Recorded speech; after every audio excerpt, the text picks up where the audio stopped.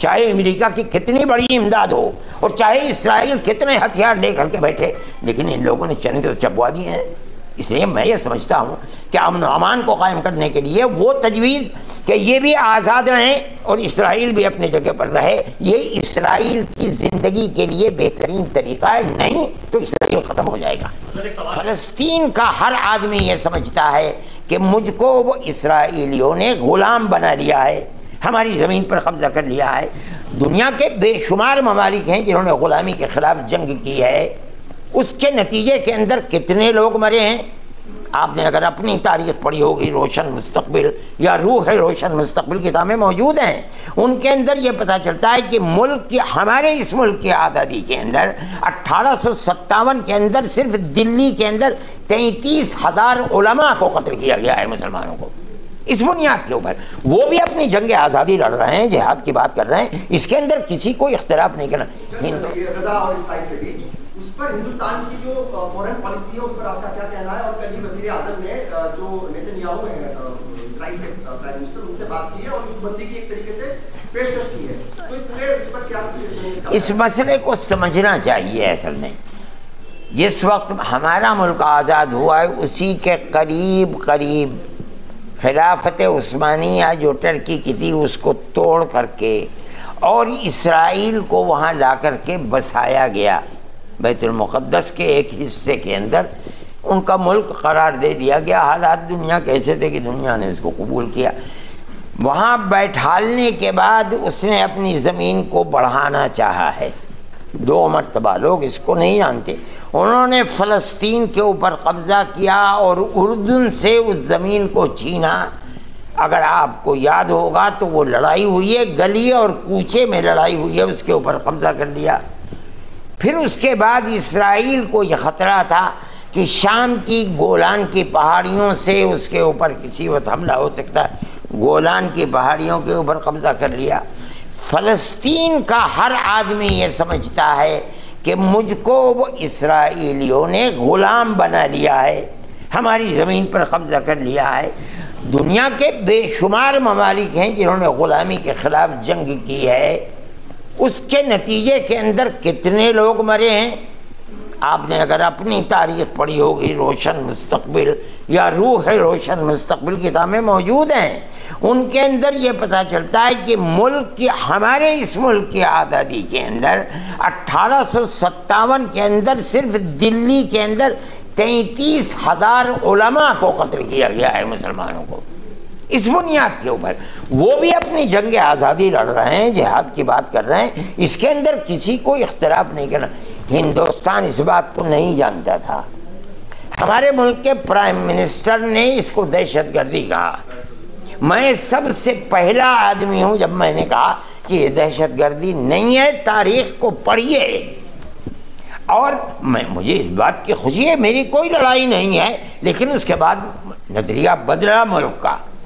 ہمارے ملک نے وہاں کے لیے امداد بھی بھیجی اور یہ بات کہہ رہے ہیں کہ جنگ بندی ہونی چاہیے۔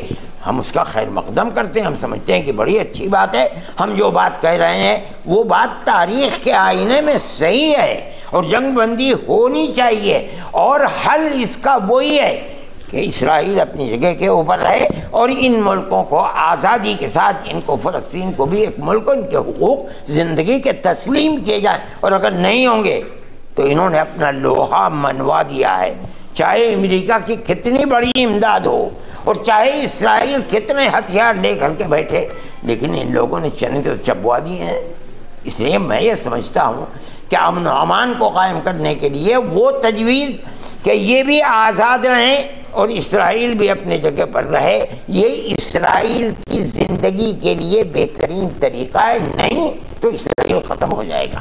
ایک سوال ہے کہ ایک طرف تو ہم یہ کہتے ہیں کہ ہمارا ملک جو ہے وہ عدم تشدد کا ہے، اہنسا کا ہے، دوسری طرف یہی مودی حکومت جو ہے وہ فلسطین کا نام لینے پر بھی سوشل میڈیا پر نوجوانوں کے خلاف مقدمے درج کر رہے ہیں، انہیں گرفتار کیا جا رہا ہے، انہیں بولنے نہیں دیا جا رہا۔ ہم نے کیا اب بھی یہی بات ہے؟ پہلے تو تھی، میں بھی ہم نے یہ خبر لگائی کہ دعاؤں پہ بھی پابندی، پولیس نے ائمہ کو دھمکایا کہ اگر آپ نے مسجد میں دعاؤں میں، یہ بات میں نہیں جانتا ہوں جو بات آپ نے، یہ بات آپ دیکھیے، دیکھیے ملک کے اندر فرقہ پرست ذہنیت بھی ہے، ہر سطح کے اوپر، پولیس ہو، منسٹری ہو یا افسران ہو، پوری جگہ ہو، آج سے نہیں ایک زمانے سے۔ یہ بات جو آپ کہہ رہے ہیں یہ تھی ابتدا کے اندر ایسی، لیکن میرے خیال میں اب یہ بات نہیں ہے، نظریہ بدلا ہے۔ اور اگر کرتے ہیں تو جو فرقہ پرست طاقتیں ہیں اور ذہنیت ہے، میں اور آپ اور گورنمنٹ بھی ان کو کچھ نہیں کر سکتی۔ 100 سال پہلے RSS نے ایک ٹارگیٹ سیٹ کیا، 100 سال ہو گیا RSS نے ایک ٹارگیٹ سیٹ کیا، اور مسلم سنگھنوں کا یہ ماننا ہے کہ RSS اپنے مقصد میں کامیاب ہے۔ جمعیت علماء ہو، جمعیت اہل حدیث ہو، یہ 100 سال سے زیادہ پرانے سنگٹھن ہیں، لیکن لگاتار یہ جس مشن کو لیڈ کر رہے تھے وہ کہیں نہ کہیں ختم ہوتا جا رہا ہے۔ نہیں، یہ بات نہیں ہے۔ جو RSS نے اپنا پروگرام بنایا تھا، یقیناً RSS آج اس پروگرام کے اندر کامیاب ہے۔ ہم نے جو پروگرام بنایا تھا وہ اتنا مضبوط پروگرام تھا کہ ملک آزاد اسی پروگرام کی بنیاد کے اوپر ہوا ہے۔ اگر وہ پروگرام ہمارا ناکام رہتا ہندو اور مسلم کے اتحاد کا تو ملک آزاد نہیں ہو سکتا تھا۔ حضرت شیخ الہند رحمۃ اللہ علیہ نے مالٹا کی جیل سے آ کر کے یہ بات کہی کہ اگر ہندو اور مسلم اتحاد ہوگا ملک کی آزادی کے اندر، ملک آزاد ہوگا۔ اور یہ فرمایا تھا کہ اگر سکھ جیسی جنگجو قوم بھی ساتھ آ جائے گی تو ملک کی آزادی اور قریب آ جائے گی۔ جمعیت علماء اس کے اوپر لگ گئی۔ ہم نے ہندو مسلم اس وقت کبھی یہ نہیں کہا کہ یہ ہندو ہے یا مسلمان ہے، جو ہیں سب ساتھ آئیں، یہاں تک کہ ملک آزاد ہو گیا۔ ملک کی آزادی کے بعد جن کے ہاتھ میں اقتدار کی باگڈور آئی ہے، اگر وہ ملک کی آزادی سے پہلے جیسے ہمارے کندھے سے کندھا لگا کر کے چلتے چلتے ملک اس جگہ نہ پہنچتا، یہ ہمارا قصور نہیں ہے، قصور جن کا ہے۔ میں صرف کانگریس کو نہیں، میں آج کی گورنمنٹ کو بھی نہیں کہتا ہوں۔ وہ لوگ جو فرقہ پرستی کی بنیاد پر دیواریں کھڑی کرتے تھے، یقیناً یہ کوتاہی ہے کہ وہ کھڑی کر رہے تھے، اور ہم کہتے تھے کہ پکڑو ان کو، پکڑو، جنہیں اگر آج نہیں پکڑو گے تو یہ آج ہمارا خون پی رہے ہیں، کل تمہارا بھی خون پیئیں گے، آج ان کے خون کو بھی پی رہے ہیں۔ اس فرقہ پرست طاقت کو اگر پکڑ لیا جاتا کبھی یہ نوبت نہ آتی۔ ایک سوال ہے، 2024 کا الیکشن بالکل قریب ہے، اس کی تیاری چل رہی ہے، مسلموں کا رہنما آخر کون ہوگا؟ دیکھیے میں نے تو کبھی سوال ہے پارٹیوں کی میٹنگز ہو رہی ہے، گٹھبندھن ہو رہے ہیں، اب ان کی میٹنگ شروع ہو چکی ہے، آپ یہ بتائیے کہ مسلمان کس کو اپنا رہنما چنے گا؟ بی جے پی کو لے کر کے تمام باتیں ہوتی ہیں، دیکھیے گٹھبندھن کو لے کے تمام باتیں ہوتی ہیں، کس کو چنے گا؟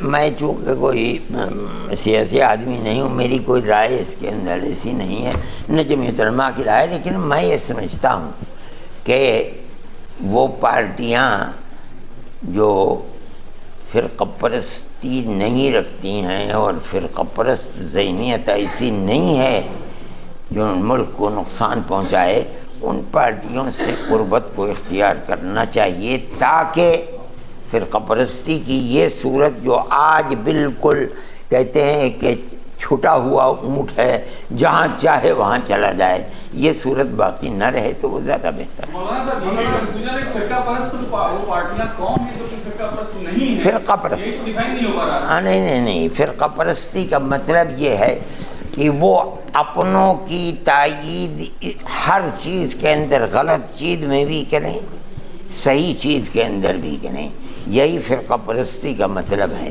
بنی صاحب، اے آئی ایم آئی ایم کی راجنیتی کو آپ کیسے دیکھتے ہیں؟ اے آئی ایم آئی ایم کی راجنیتی کو لے کر نہیں، میں نہیں سمجھتا ہوں، اس کے نقصانات زیادہ ہیں، فائدہ نہیں ہوتا۔ میری رائے کوئی رائے بھی نہیں ہے، اس لیے کہ میں سیاسی آدمی ہوں۔ جو موجودہ حکومت ہے مودی سرکار، اس سے آپ کیا توقع کرتے ہیں؟ اس طرح کی چیزیں مسلمان کیونکہ ہیں تو 14% مسلمان، میں نہیں جانتا، مسلمانوں کو ساتھ لے کر چلنا چاہیے، لیکن یہ بات ہو نہیں پا رہی ہے ابھی تک۔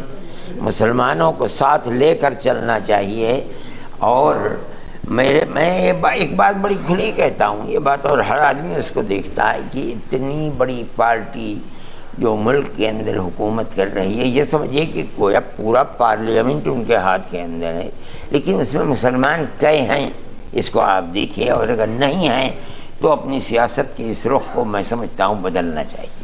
मुसलमानों की तरफ से लगातार कहा जाता है कि जो बीजेपी है वो आइन पर भरोसा नहीं रखती, उनका एजेंडा है हिंदू राष्ट्र बनाना। अभी अमित शाह का एक बयान सामने आया कि आइन पर हमको मुकम्मल भरोसा है और इसी के सहारे हम चलेंगे। अगर वो आइन के ऊपर चलते हैं तो आइन ने अक़लियतों को जो हुकूक़ दिए हैं उनमें उनको आज़ादी देनी चाहिए।